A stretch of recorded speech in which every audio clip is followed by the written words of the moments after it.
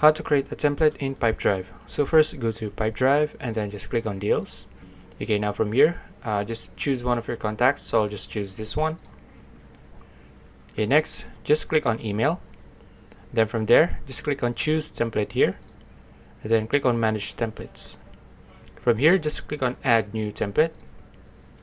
Now just adding your template name. So I'll just add in test template.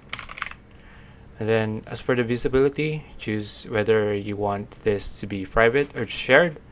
And then add a subject. So I'll just type in test subject. Then as for the body of your email, so I'll just type in test email example. And once you're done adding all the details, customizing your email template, just click on save. And as you can see, you're done. Just click on save again.